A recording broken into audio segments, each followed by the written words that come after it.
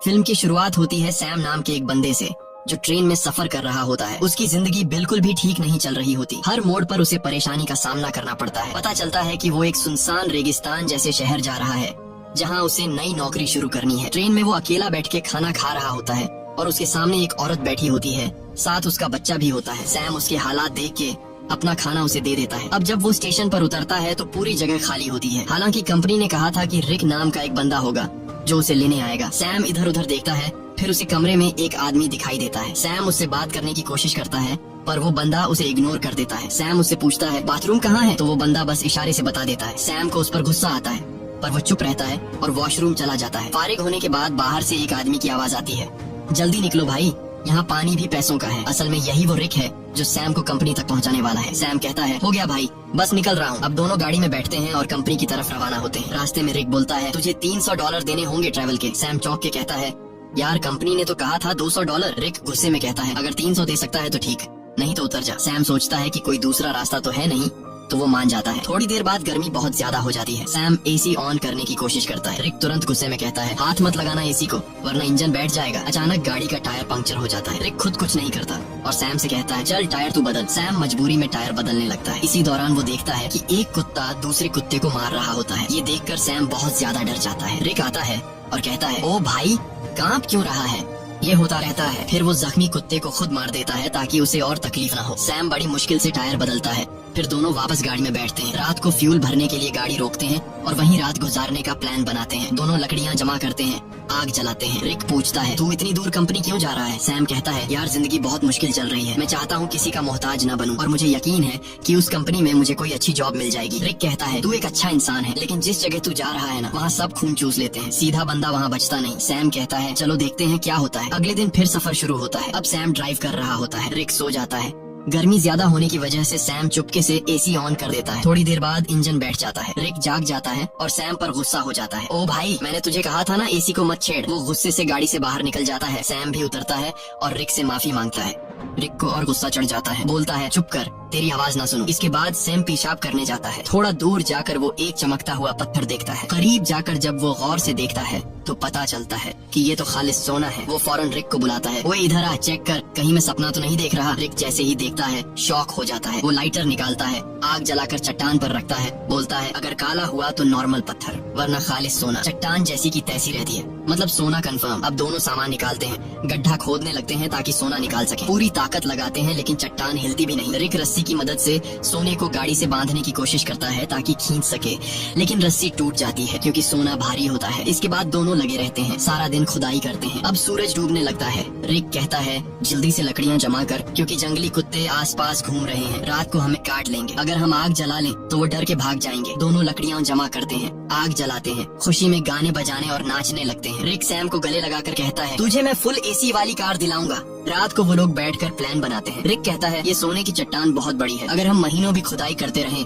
तब भी इसे नहीं निकाल पाएंगे, इसलिए अब एक आदमी यहाँ चट्टान के पास रहेगा और दूसरा जाकर खुदाई की मशीन लेकर आएगा। सैम कहता है भाई तू जाकर ले आ, मैं चट्टान का ध्यान रखूंगा। रिक कहता है नहीं भाई तू जा, मैं चट्टान के पास बैठूंगा। ये रेगिस्तान है, हर तरफ जंगली जानवर है, तू ये बर्दाश्त नहीं कर पाएगा। सैम कहता है कोई बात नहीं, तू मेरी टेंशन मत ले, मैं सरवाइव कर लूंगा। तू वैसे भी चोर है, हो सकता है तू सोना लेकर भाग जाए, तुझ पे कैसे भरोसा करूं। रिक कहता है ठीक है भाई मैं जाता हूँ, तू सोने का ध्यान रखना। अगले दिन वो लोग राशन बांटते हैं। रिक सैम को एक सैटेलाइट फोन देता है ताकि दोनों आपस में कांटेक्ट में रहे। रिक कहता है मेरे एक दोस्त के पास खुदाई की मशीन है, वही लाऊंगा, बस दुआ कर गाड़ी रास्ते में खराब ना हो, मुझे वापस आने में 5 दिन लग सकते हैं। और फिर वह चला जाता है। सैम सोने पर मिट्टी डाल देता है ताकि अगर कोई इधर से गुजरे तो सोने को देख न सके। वो एक छोटा सा टेंट भी लगा लेता है चट्टान के पास और अपना सारा सामान उसके अंदर रख देता है। सूरज डूबने से पहले वो लकड़ियां इकट्ठा करता है ताकि रात को आग जला सके। रात को वो आग जलाकर बैठ जाता है, खाने में से थोड़ा सा खाता है और बाकी रख देता है। अचानक उसे जंगली कुत्तों की आवाजें सुनाई देती हैं और उसे एहसास होता है कि अकेले होने की वजह से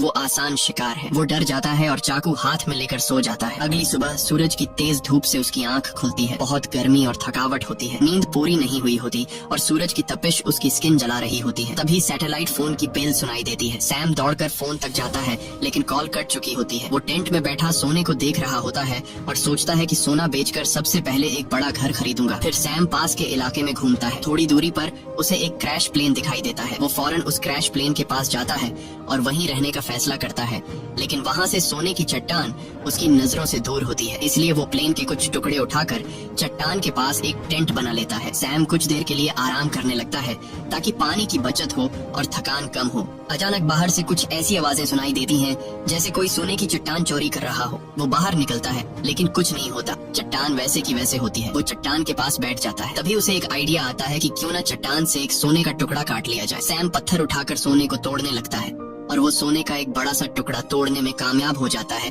और उस पर से मिट्टी साफ कर अपने पास रख लेता है। इसी दौरान रिक की कॉल आती है। सैम बोलता है, ओ भाई तू है कहाँ? सूरज ने मेरा हाल बुरा कर दिया है। रिक कहता है, यार इंजन खराब हो गया है, थोड़ा लेट हो जाऊंगा। सैम कहता है, जल्दी कर, प्यास से मर जाऊंगा। रिक कहता है, मुझे आने में थोड़े दिन और लगेंगे, और फोन काट देता है। रात को सैम आग के सामने बैठा होता है तो कुत्ते चारों तरफ से आवाजें निकालने लगते हैं। सैम को डर लगता है कि कहीं सब कुत्ते एक साथ हमला न कर दें। वो हाथ में जलती हुई लकड़ी पकड़ लेता है ताकि कुत्ते भाग जाएं। वो रात भर कुत्तों के डर से जागा रहता है। सुबह होती है, वो सोना चाहता है लेकिन सूरज ने उसकी खाल जला दी होती है। दर्द से वो सो नहीं पाता। वो पानी पीने जाता है लेकिन पानी भी बहुत कम बचा होता है। इतने में वो देखता है कि एक सांप उसकी तरफ आ रहा है। वो उसे मारने की कोशिश करता है ताकि खा सके, क्योंकि खाना भी लगभग खत्म हो चुका होता है। लेकिन सांप को मारते वक्त पानी की बोतल गिर जाती है और बस थोड़ा सा पानी बचता है। फिर वो दोबारा प्लेन वाले एरिया में जाता है, उम्मीद करता है कि शायद कुछ खाने पीने को मिल जाए। तभी वो देखता है कि दूर से एक इंसान आ रहा है। वो फौरन अंदर जाकर प्लेन में छुप जाता है, लेकिन वो इंसान प्लेन के पास आ जाता है और सैम को बाहर आने को कहता है। करीब आकर पता चलता है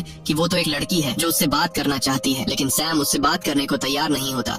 लड़की पूछती है, तुम यहाँ बैठकर क्या कर रहे हो और यही जगह क्यों चुनी? सैम कुछ नहीं कहता, बस चुप रहता है। थोड़ी देर बाद सैम लड़की से कहता है कि वो इस प्लेन में रह सकती है और खुद वहाँ से चला जाता है। लड़की कहती है, तुम मुझसे कुछ छुपा रहे हो। वो सैम के पीछे पीछे चलने लगती है और उसके साथ कैंप तक पहुँच जाती है। वो बार बार सैम से पूछती है, तुम यहाँ कैसे पहुँचे? अब सैम घबरा जाता है। वो सोचता है, इससे पहले कि ये सोना देख ले, किसी तरह इसे यहाँ से भगा दूं। सैम लड़की से कहता है, क्यों आई हो मेरे पीछे? यहाँ तुम्हारी कोई जरूरत नहीं है, तुम्हें यहाँ से चले जाना चाहिए। लड़की कहती है, मैं तब तक नहीं जाऊंगी जब तक ये ना पता चल जाए कि तुम मुझे यहाँ से भगाने की कोशिश क्यों कर रहे हो। जरूर तुम मुझसे कोई राज छुपा रहे हो। उसी वक्त उसकी नजर सोने पर पड़ती है। वो कहती है, अच्छा तो ये बात है, पूरे सोने के मालिक बन बैठे हो, ये सारा खजाना अकेले ले जाओगे? अब मेरी बात सुन, मैं तब तक यहाँ से नहीं जाऊंगी जब तक इसमें से मुझे आधा हिस्सा नहीं मिलेगा। सैम को गुस्सा आ जाता है। वो डंडा उठाता है और सीधे उसके सिर पर मारता है। लड़की वहीं मर जाती है। सैम सदमे में आ जाता है। उसे यकीन नहीं होता कि उसने लालच में आकर किसी को मार डाला।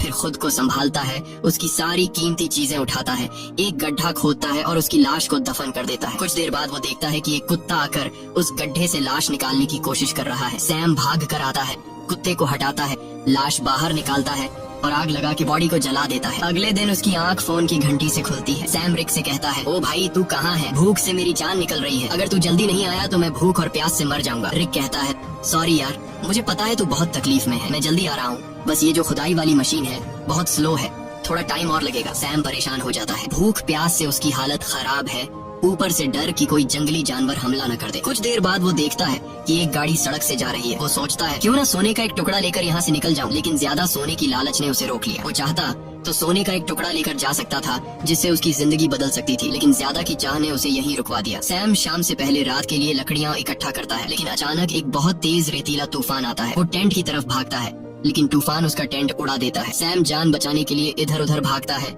लेकिन तभी एक पेड़ उस पर गिर जाता है। तूफान रुकने के बाद सैम खुद को मिट्टी में दबा हुआ पाता है और एक लकड़ी का टुकड़ा उसके पेट के आर पार निकला होता है। पर सैम के मन में सोने की लालच इतनी भर चुकी थी कि वो पेट से लकड़ी निकालने के बजाय सीधे सोने की जगह की ओर जाता है। वो चारों तरफ सोने को ढूंढता है और आखिरकार एक टुकड़ा मिल ही जाता है। सैम खुशी से झूम उठता है। फिर वो अपने पेट से लकड़ी निकालता है और जख्म से बहुत खून निकलने लगता है। वो कपड़े का टुकड़ा लेकर जख्म बांधता है, लेकिन खून रुकता नहीं। मजबूरी में वो आग जलाकर एक डिब्बे का टुकड़ा गर्म करता है और जख्म पर लगाता है। इससे सैम को इतनी तकलीफ होती है कि वो बेहोश हो जाता है। थोड़ी देर बाद होश आता है।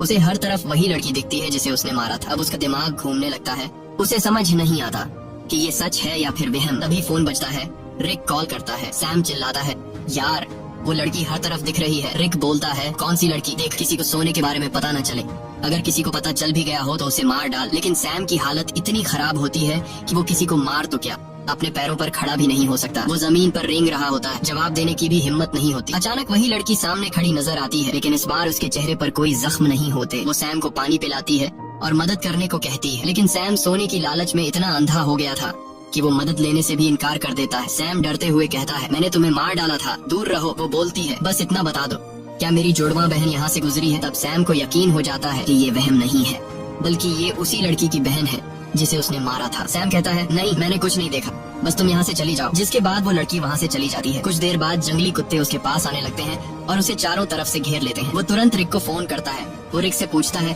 कि तुम कहाँ हो, जल्दी आओ नहीं तो ये कुत्ते मुझे मार डालेंगे। वो रोने लगता है।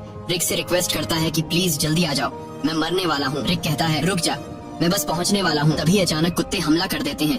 एक एक करके सब उसे नोचने लगते हैं। यहाँ हम देखते हैं कि रिक सैम से दूर बैठकर दूरबीन से सब कुछ देख रहा होता है। असल में वो कई दिन पहले मशीन लेकर वहाँ पहुँच गया था और बस वो सैम के मरने का इंतजार कर रहा था ताकि वो अकेले सारा का सारा सोना ले जा सके। जिसके बाद रिक छिपकर खड़ा होता है। वो देखता है कि सैम को जंगली कुत्ते घसीट कर ले जा रहे हैं। तब भी सैम सोने की तरफ देख रहा होता है। जिसके बाद जंगली कुत्ते सैम को नोच नोच कर खा जाते हैं। रिक को जब पक्का यकीन हो जाता है कि सैम मर गया है, वो गाड़ी लेकर सोना उठाने आता है, लेकिन अचानक एक तीर आकर सीधे उसके सीने में लगता है और वो भी मर जाता है। ये तीर चलाने वाली कोई और नहीं बल्कि वही लड़की की जुड़वा बहन होती है।